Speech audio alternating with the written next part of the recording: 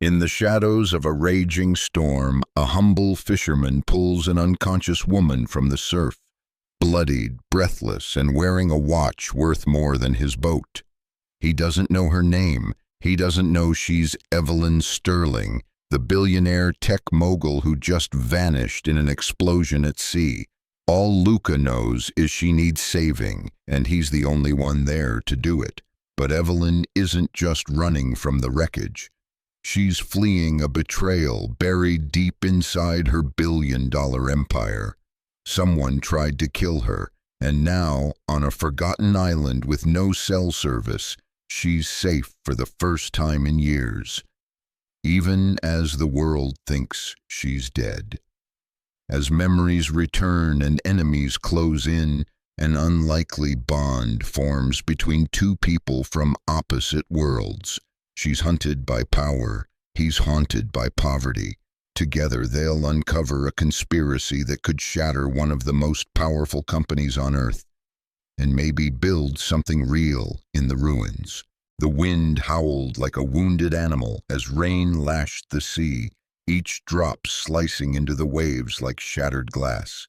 Luca Marasigan tightened his grip on the rope as he hauled in the last of his battered nets. His small fishing boat, the Mercy, pitched against the swells with stubborn defiance. He should have turned back hours ago, but a poor man didn't have the luxury of waiting for perfect weather.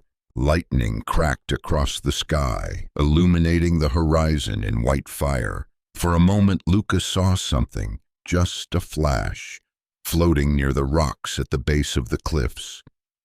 At first, he thought it was driftwood, another casualty of the ocean's rage. But then he saw it again. A hand. Luca's breath caught. He turned the tiller hard, steering dangerously close to the jagged shoreline. Waves crashed against the hull as he reached for his gaff hook and leaned overboard, trying to get a better look. The body rolled with the tide, limp, pale, tangled in seaweed and torn silk. A woman. He dropped the gaff and jumped in. The cold hit him like a fist. He kicked hard, fighting the undertow, and grabbed her beneath the arms. Her skin was freezing, blood stained her temple. She wasn't breathing. "Come on," he growled, coughing as salt water filled his mouth. "Come on." It took every ounce of strength to drag her to the shallows, waves clawing at them both. He hoisted her over his shoulder, staggering up the beach toward his shack. His legs trembled with exhaustion. By the time he got her inside and laid her on his cot, Luca was shaking. She looked like something out of a dream or a nightmare. Her face was striking, even bruised and pale. Expensive earrings clung to her ears. Her fingers bore rings of platinum and diamond. The thin blouse clinging to her skin had once been white silk, but it was torn and soaked in seawater and blood. Luca pressed his fingers to her throat. Faint pulse, still alive. "All right," he muttered, grabbing a towel. "Let's fix this." He worked by lantern light, drying her off, checking for injuries. The head wound looked bad, but not fatal. She stirred once, groaning softly, her eyes fluttering open. "Hey," he said gently, "you're safe. You're okay now." Her eyes, wide and glassy, locked onto his. "Where?" "You washed up on the beach. I'm Luca. You're in my home." She opened her mouth, then winced and closed it again. Her gaze darted around the room. Her voice was a whisper, hoarse and trembling. "They're coming. Don't let them find me." "Who's coming?" he asked. She grabbed his arm with surprising strength.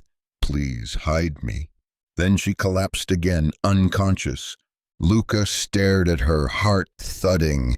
He didn't know who this woman was or what kind of trouble she'd dragged onto his island, but one thing was clear. This wasn't just another tourist lost at sea. She wasn't meant to survive. And someone out there didn't want her found. He looked out at the roaring sea, then back at her. Whatever storm she came from hadn't passed yet. It was only just beginning. Morning came slowly, peeling back the sky in gray sheets as the storm passed, leaving the island soaked and quiet. The sea had calmed, but Luca's nerves had not. He watched the woman sleep. She lay in his cot, wrapped in a blanket that smelled faintly of salt and smoke. Her lips were cracked, her brow furrowed even in rest. Whoever she was, she carried weight, an air of tension, of something unfinished. Not even unconsciousness could strip it away. Luca's shack was little more than driftwood nailed together with a stove in one corner and fishing gear lining the walls. The only untouched thing inside was her, too clean, too expensive, too strange to belong here. She stirred. He stepped closer. "Hey," he said softly, crouching beside her. "You awake?" Her eyes fluttered open, slow and uncertain. She looked at him with suspicion and confusion. "Where?" "You're safe. You washed ashore last night. I pulled you out of the surf." She winced and tried to sit, then hissed as pain lanced through her side. Luca reached to steady her, but she jerked away. "Don't touch me." He backed off, hands raised. "Easy. I'm not trying anything." She blinked at her surroundings. "Where is this?" Calandra's island, off the Visayan coast, barely a speck on the map.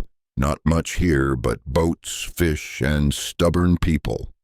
She digested that, lips pressed tight. "What's your name?" he asked.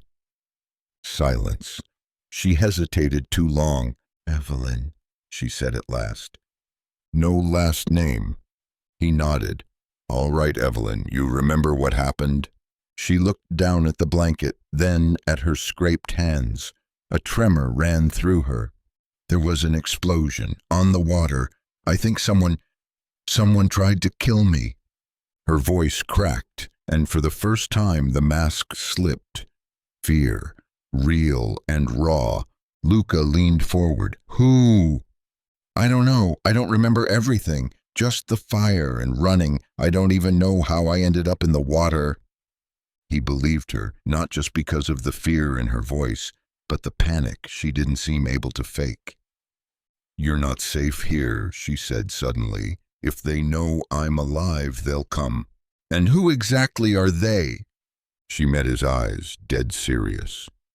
"People who don't lose. People who make you disappear." Luca stared at her. A woman with diamonds on her fingers, a voice like she was used to being obeyed, and enemies that came in shadows. She wasn't just lost. She was hunted. That afternoon, Luca hiked into town. Calandra's was the kind of place the modern world forgot. No airport, no hotels, just a cluster of homes, a school, a chapel, and a tiny radio station that served as the village's only connection to the outside world. At the corner shop, he caught the buzz. Whispers. Worry. The old radio was on, crackling with a news broadcast. Still no sign of Sterling Innovation CEO Evelyn Sterling, presumed dead after the explosion of her yacht, the Meridian, late last night off the Philippine coast. Luca froze. The grainy photo on the TV screen was unmistakable. Her, the woman in his shack. Sterling, 34, known for her groundbreaking AI technology and controversial business dealings, disappeared hours after announcing plans to restructure her company and step away from day-to-day operations. The broadcast continued, but Luca heard none of it. Back at the shack, Evelyn sat by the window, sipping water with trembling hands. Her color had improved, but she looked worn, haunted. "You lied," he said, setting the groceries down. She didn't answer. "I just heard the news. You're not just some rich tourist. You're Evelyn Sterling." She didn't flinch. "Would you have helped me if I told you?" He didn't answer. She set her glass down. "I didn't lie. I just didn't tell you everything." You're the CEO of one of the biggest tech companies in the world, billionaire, global icon, and now you're hiding in a fisherman's shack like a fugitive." "I am a fugitive," she said. "From my board, my investors, the people I trusted. Someone blew up my yacht, Luca. Someone wanted me dead. I barely escaped, and I can't go to the police." "Why not?" "Because they're not on my side. I don't even know who it is." Her voice dropped. "If they find me, they won't fail a second time." Luca stared at her. Everything in him screamed to walk away, to leave this mess to the world it came from, but there was something in her eyes, something broken, something real. "I'm not going to turn you in," he said finally, "but you need to tell me everything. No more secrets." Evelyn nodded slowly. "All right, but once I do, there's no going back." Outside, the wind was calm, but Luca knew the storm had only gone quiet.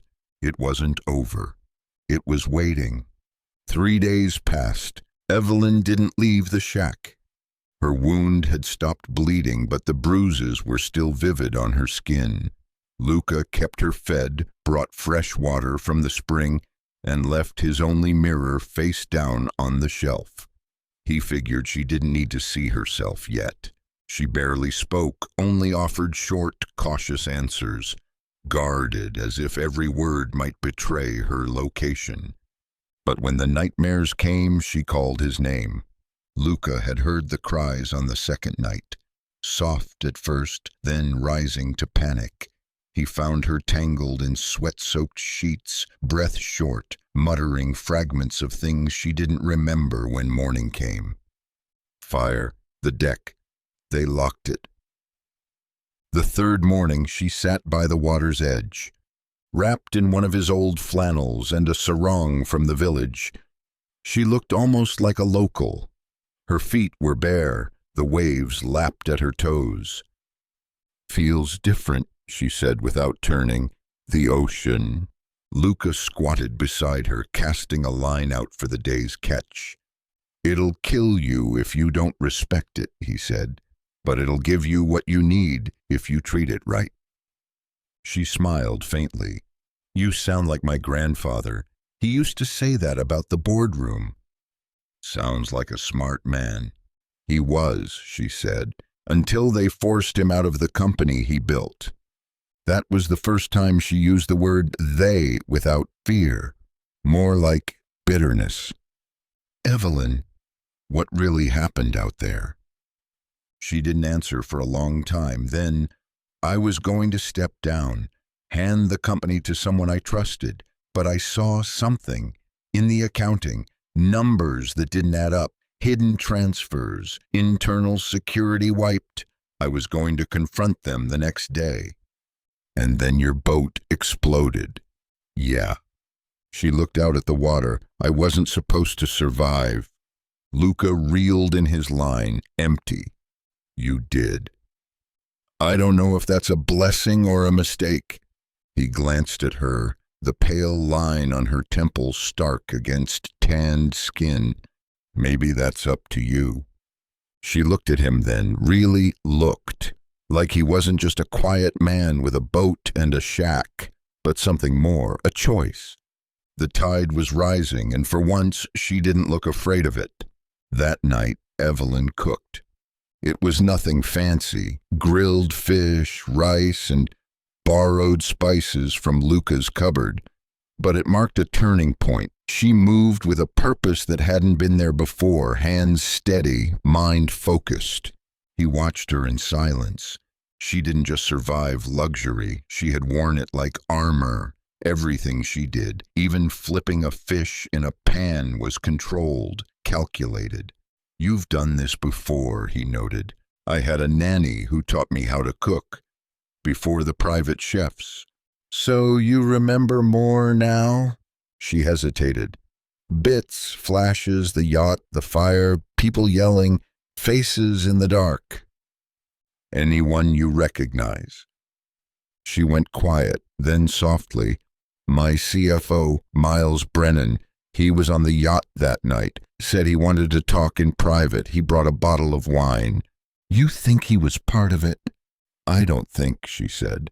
I know. She set down the spoon and looked at him. When I went below deck, I found a sealed laptop case in the storage locker, one I didn't authorize. I opened it. It was empty. That's when the lights cut out. 5 minutes later, boom. Luca frowned. What would be in a laptop case that needs to be hidden? Data, leverage, proof. She sat down slowly, rubbing her arms like she was trying to warm something deeper than skin. I was a fool, she said. I built a machine so powerful I couldn't control it. I trusted the wrong people. I thought I was smarter than all of them. Maybe you were, Lucas said. You're still breathing. She looked up, surprised. He didn't offer pity, just fact. He continued, So what now? You hide out here forever? Let them think you're dead while they tear your name apart? She clenched her jaw. No, I'm going to stop them. How? I don't know yet, but they think I'm gone. That's my advantage. She rose to her feet, eyes suddenly sharp again. I need a map, a laptop, satellite access, anything you have. Luca blinked. You're serious? I didn't survive for nothing. He couldn't help the smile that tugged at his mouth. The woman in front of him wasn't the same one who washed up like driftwood a few days ago. She was rebuilding piece by piece, but he also knew what came next. If she was going to fight, she'd draw attention. And once the sharks caught the scent, the water would run red. The next morning the rain had passed and the sea was glassy calm. Evelyn stood on the edge of the dock, watching the horizon like it owed her an answer. Luca sat nearby, sharpening a blade against a whetstone, pretending not to notice her restless pacing. You don't talk much about yourself, she said, not turning. Not much to say. You saved my life, let me into your home, fed me, risked everything for someone you didn't even know. That's not nothing. Luca set the blade down and wiped his hands. It's not a complicated story. She waited. He sighed, leaning back. I was supposed to be an engineer, had a scholarship in Cebu, top of my class, until my mother got sick. He paused. No money, no family left. Dropped out. Came back here to take care of her. Fished during the day, sold catch at night, sat by her bedside for months. She passed in December, been alone ever since. Evelyn's face softened. I'm sorry. He shrugged. No need, that's life. Doesn't stop to ask what you want. She sat beside him, close but not touching. You gave up your whole future, she said. I didn't see it that way. She gave me everything. What kind of man would I be if I didn't do the same? She was quiet for a moment. Then, you're a better man than most I've met in boardrooms. Luca chuckled dryly. Boardrooms aren't my world. You're the one who came out of the sea like royalty with enemies on your heels. Yeah, she said softly, and still ended up needing a man with nothing. They sat in silence for a while. The sun climbed higher. Evelyn finally stood. I want to know more about your village, the people. If I'm going to disappear here for a while, I should know the world I'm hiding in. He nodded. All right, but just know one thing. What's that? He looked her in the eye. This place doesn't lie. People here don't fake who they are. If you stay long enough, the truth always comes out. 2 days later, the island's peace shattered. It began with a speedboat, a sleek, modern craft that cut through the water like a scalpel. It wasn't local, and it didn't slow down for the fishing lines. It moved straight toward the dock like it had coordinates. Evelyn was inside the shack when she heard the engine. Luca stepped out, shielding his eyes against the sun as the boat came closer. He didn't recognize the man at the helm, but he wasn't alone. Two others sat behind him, military-cut hair, dark clothes, mirrored glasses. Trouble. The boat docked without permission. The lead man hopped off and approached, shoes crunching on gravel. "You the owner of this shack?" he asked, accent clean, corporate American. Luca didn't flinch. "I'm the one standing in front of it." The man smiled thinly and held up a badge. "Name's Carter, private security, hired by Sterling Innovations to locate and retrieve their missing CEO." Luca's blood turned cold. "Sorry," he said. "Haven't seen any billionaires lately." "You'll know when I do." Carter's smile didn't fade. "That's funny. We got a heat signature on a beach satellite 2 nights ago. Looked like a body. We're tracking signs." "I fish here. Maybe you picked up a sea turtle." Carter stepped closer. "This is a quiet island, easy to hide, but not from us." Inside the shack, Evelyn crouched behind a shelf, breath held. She had a small mirror in hand, angling it to see out the window without moving. One wrong sound, one broken board, and they'd know. Luca stood his ground. "We'll be conducting a full sweep," Carter said. "Drone support inbound." "Not without a warrant." "We're not police." "Then you're not searching." Carter's hand dropped to his side, brushing the outline of a holstered weapon. "Careful, friend." Luca didn't move. "You threaten a man on his own land, you better mean it." The standoff hung in the air like thunder. Finally, Carter stepped back. "We'll be in touch." The boat peeled away minutes later, but the tension didn't leave with it. Evelyn emerged from the shack. "They're getting closer." "They'll be back," Luca said grimly. "Next time they won't ask first."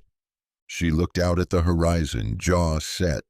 "Then we can't wait anymore. I need a way off this island." He hesitated. "You sure?" "I have names, faces. I can feel the memories coming back. But I can't win from the shadows. I need proof, real proof."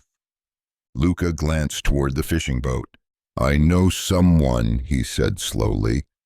"Old friend, back in Cebu, tech genius, off-grid. If you're being hunted by algorithms and boardroom assassins, he's the guy who'll help you fight back." Evelyn's eyes lit with fire. "Then let's move."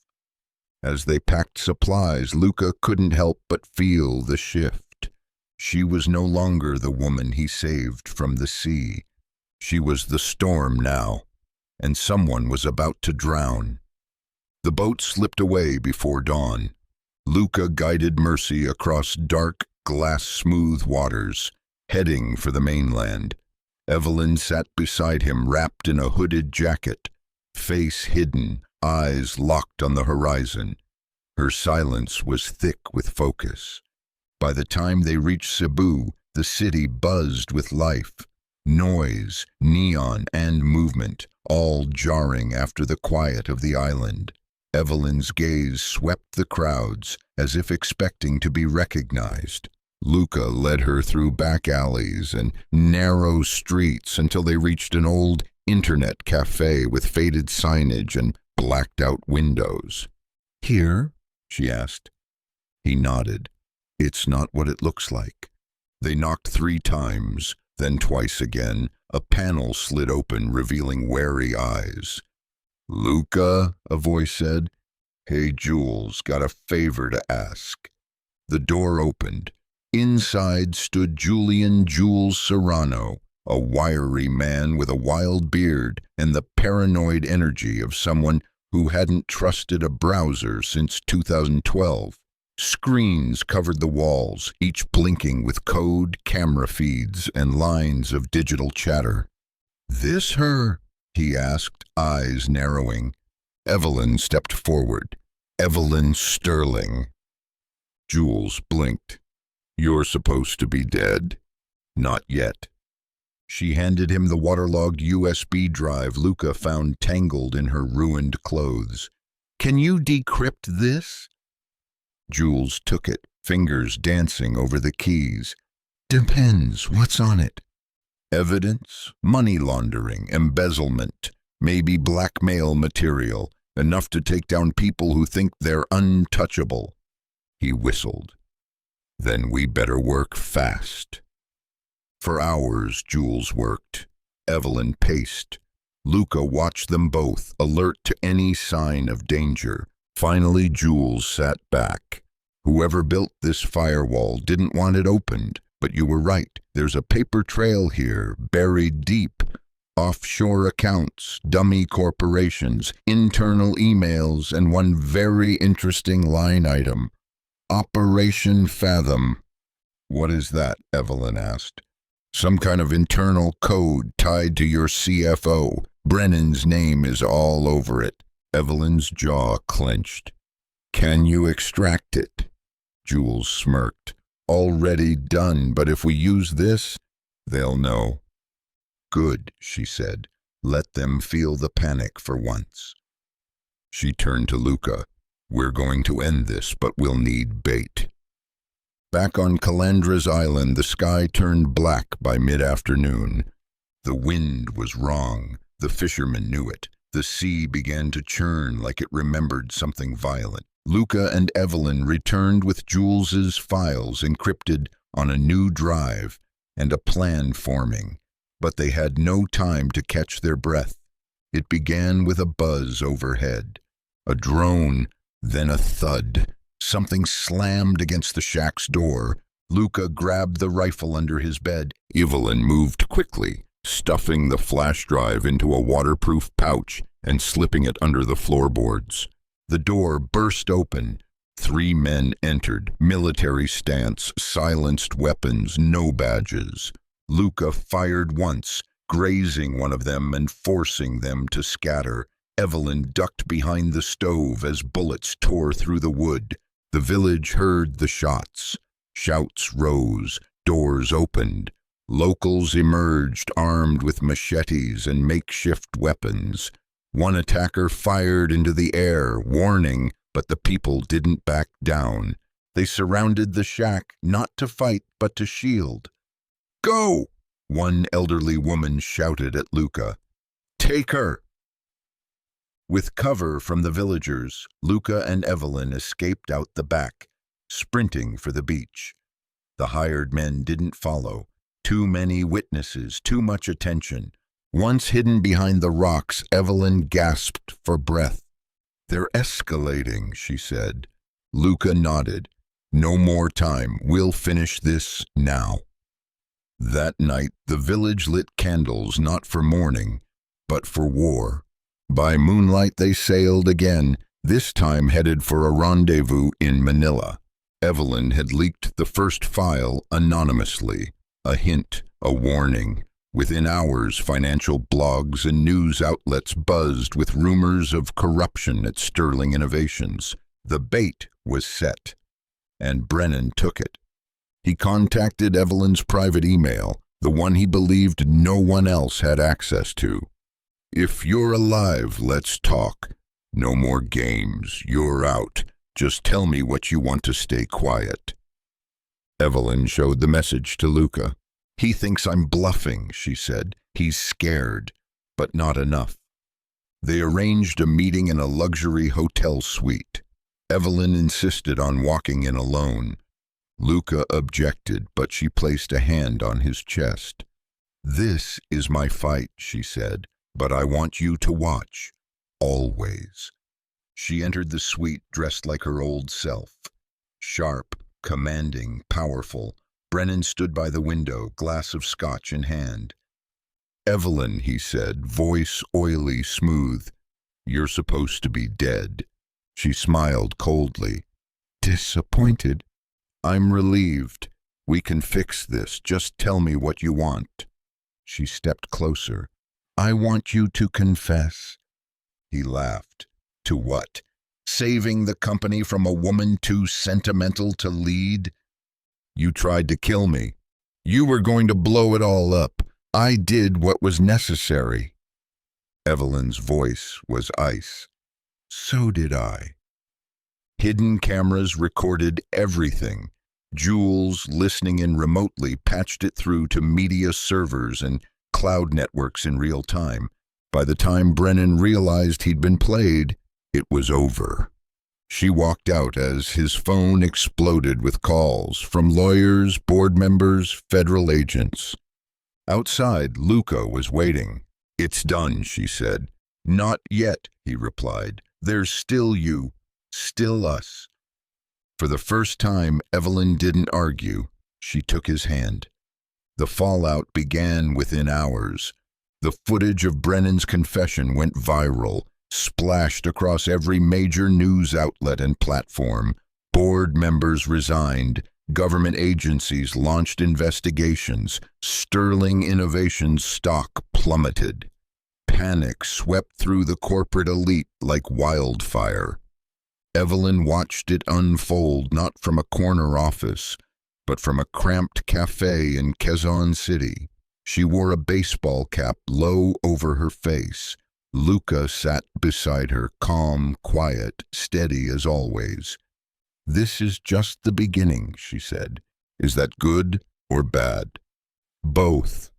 Her phone buzzed, encrypted messages pouring in, whistleblowers, former employees, journalists begging for comment. "They're all coming out now," she murmured, "all the people who were too scared before." "That means you did something right." She looked up. "Or something dangerous." The files Jules had uncovered were now in the hands of authorities and reporters. Evelyn had made sure of that, but she still had one move left. "The board," she said. "They're going to try to distance themselves from Brennan, pretend they didn't know." "Did they?" "Some did, some didn't. Doesn't matter. They stood by while the company turned rotten. I won't let them walk away clean." Luca leaned forward. "So what do we do?" "We hold a mirror to their faces, publicly." She pulled a worn notebook from her bag, her original resignation plan, handwritten before the yacht explosion. She flipped to the last page. "I never wanted to run the company forever," she said, "but I'll be damned if I let it go down like this." 2 days later, Evelyn sent an invitation. A press event, one location, one speaker, broadcast live. She made sure every remaining board member was in the room. Everyone had something to lose.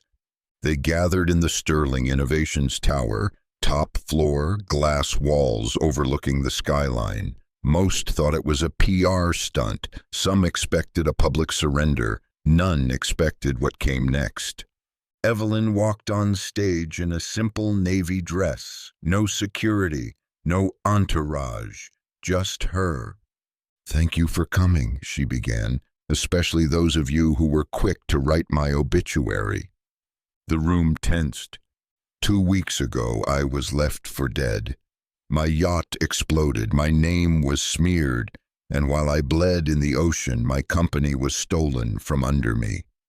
Screens lit up behind her, emails, financial records, bank transfers, the same files Jules had decrypted, all timed and coordinated for maximum impact. "Operation Fathom," she said, "a deliberate campaign to remove me from power, seize control of our AI divisions, and redirect billions through illegal channels. Spearheaded by Miles Brennan, and tolerated, if not encouraged, by members of this board." Gasps, murmurs, shouts. One man stood. "You can't prove." She raised her voice. "You're right. I won't. The Department of Justice will." Another screen lit up. Live footage of law enforcement raiding corporate offices. One by one, the board members realized they were surrounded. "This isn't a rescue," Evelyn said. "It's a reckoning." Outside, crowds gathered. Protesters, employees, journalists. For the first time, people weren't watching a fall. They were witnessing a fight. She turned to the cameras. I'm stepping down as CEO, effective immediately, but I'm not disappearing. I'm taking everything I know and building something better, and I invite the honest among you to do the same. She walked off stage to thunderous applause and left behind the empire she built, on her terms. The headlines didn't stop for days. Sterling CEO topples corrupt board. Billionaire survivor triggers corporate shakeup. Whistleblowers rally around Evelyn Sterling. And the biggest, from billionaire to revolutionary, a new kind of leader. Luca watched it all from the beach, sitting under a palm tree, radio crackling beside him. The shack had been repaired. The scars of the storm faded. When Evelyn returned, she didn't come with security or a press crew, just a backpack and bare feet. Still quiet here, she said. It's supposed to be. They walked together down the shore. I made a choice, she said. I could have stayed, rebuilt the company, worn the crown again, but it didn't feel right. It wasn't you anymore, she nodded. I used to think I was the machine, the brain behind the engine, but the truth is, I was part of the problem. I didn't see the rot until it almost killed me. He stopped. So what now? I want to start over, smaller, smarter, honest, a foundation focused on coastal development, disaster resilience, sustainable tech. We'll build it right this time. She smiled. Only if you're in. He said nothing, just took her hand, and in that quiet moment, under the same sky where she once washed ashore, they both knew. This wasn't the end of something. It was the beginning. The ocean whispered its endless rhythm as the sun dipped low over Calandra's island. Evelyn stood at the edge of the dock, wind tugging at her hair, a letter in one hand and a future in the other. Behind her, the small village pulsed with new life. Children laughed near the beach. Fishermen mending their nets with more confidence now, knowing their catch would find better markets, supported by the foundation Evelyn had quietly begun funding. The change was slow, but it was happening. Still, Luca hadn't given her an answer. She found him near the spring, washing his hands, staring down into the clear pool like it held a question only he could understand. I need to know, she said gently. He didn't turn. You're asking me to leave everything I've known, he said, for a world I never belonged to. She stepped closer. You belonged to something bigger before. You gave it up to care for someone. That's who you are. Doesn't mean I can be part of yours. I don't have a world anymore, she said. Not the one I came from, but I want to build a new one, with you, on your terms, not mine. He looked at her, his eyes searching. So what are you offering? A mansion, a position, a seat beside the queen? I'm offering a home, she said softly. One we build together, wherever we choose. It doesn't have to be there or here. It just has to be ours. Luca didn't answer right away. He turned back to the water. I've been alone so long, he said. It's easy to forget what it means to be seen. She took his hand. I see you. And finally, after everything, the storm, the silence, the survival, he whispered, then I'm in. A year later, the island was different. It still had no airport, no luxury resorts, no celebrity chefs, but it had clean water.